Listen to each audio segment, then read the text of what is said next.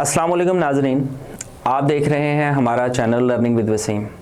जैसे कि आपको इल्म है कि हम इंग्लिश लैंग्वेज लर्निंग कोर्स के सिलसिले में अपने लेक्चर्स के सिलसिले को लेकर आगे चल रहे हैं और हमने अपने पिछले लेक्चर के अंदर प्रेजेंट परफेक्ट कॉन्टिन्यूस पर बात की थी। आज हमारा लेक्चर पास्ट परफेक्ट कॉन्टिन्यूस के हवाले से है। अब प्रेजेंट परफेक्ट कॉन्टिन्यूस और पास्ट परफेक्ट कॉन्टिन्यूस में सिर्फ हेल्पिंग वर्ब का फ़र्क है।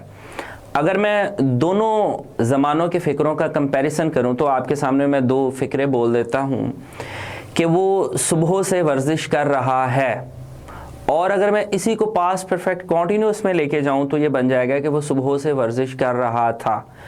नाज़रीन, जैसे कि हम बात कर चुके हैं कि परफेक्ट कॉन्टिन्यूस में और कॉन्टिन्यूस में सिर्फ वक्त का यानी कि टाइम का फ़र्क है। अगर इन्हीं फ़िक्रों को मैं टाइम के बगैर, वक्त का जिक्र किए बगैर अदा करूं, यानी कि वो वर्जिश कर रहा था या वो वर्जिश कर रहा है, तो ये हमारा कॉन्टिन्यूस हो जाएगा। हमने जैसे कि प्रेजेंट परफेक्ट कॉन्टिन्यूस में हेल्पिंग वर्ब हैव और हैज़ का इस्तेमाल किया था, बाकी सारा कुलिया वही रहेगा। अगर आपने पास्ट परफेक्ट कॉन्टिन्यूस बनाना है तो उसके लिए तरीक़ाकार क्या इस्तेमाल होगा।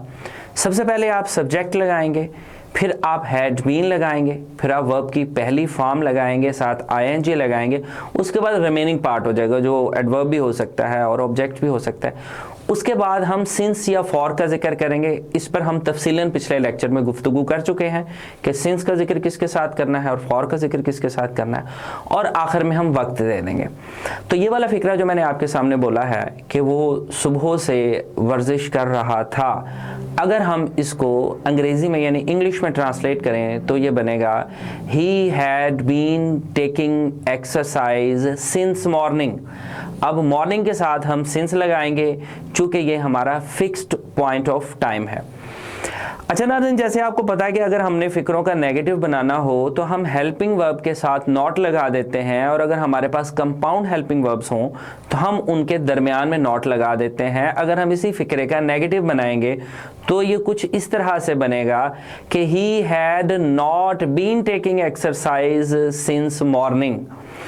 और अगर हम इसका इंटरोगेटिव बनाएंगे, यानी अगर हम इसका सवालिया फ़िक्रा बनाएंगे, तो हम हेल्पिंग वर्ब को उठाकर फ़िक्रे के शुरू में ले जाएंगे, तो ये बन जाएगा had he been taking exercise since morning.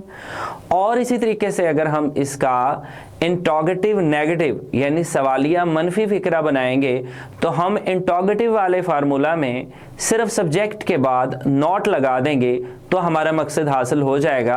तो अगर मैंने ये कहना हो क्या वो सुबह से वर्जिश नहीं कर रहा था, तो ये बन जाएगा had he not been taking exercise since morning. तो इस तरीके से हम प्रेजेंट परफेक्ट कॉन्टिन्यूस के जो चारों जुमले हैं, जो चारों फ़िक्रे हैं, उनके उसूलों को देखते हैं।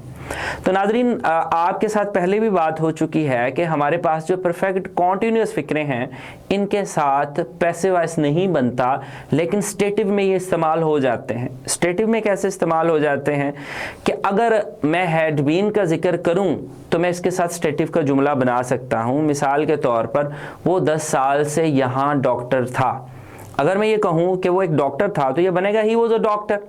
लेकिन अगर इसके साथ मैं वक्त का जिक्र कर दूँ कि वो 10 साल से यहाँ पे डॉक्टर रहा था, तो ये बन जाएगा he had been a doctor here for 10 years। तो यहाँ पे रहा था अगर साथ में लगा दिया जाए तो एक्शन वर्ब तो नहीं होता, लेकिन स्टेटिव के साथ वक्त का जिक्र हो तो ये परफेक्ट कॉन्टिन्यूस की शक्ल इख्तियार कर जाता है। उम्मीद है आपको हमारा आज का लेक्चर पसंद आया होगा।